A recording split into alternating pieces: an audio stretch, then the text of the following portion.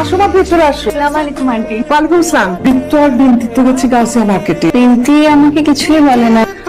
আমি তো এসে আপনার হাতে চা খেতে। আমাকে এক কাপ চা খাওয়াবেন? আপনার সেই তেঁতুল মরিচের চা, ওইটা। আসো মানে চল।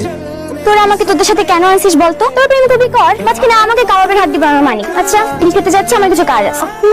আমি না কিছু বুঝি না, মনে মনে তো ঠিকই চাচ্ছেন দুজনে মিলে একটু টাইম স্পেন্ড করেন। আমি ভাবি বাই।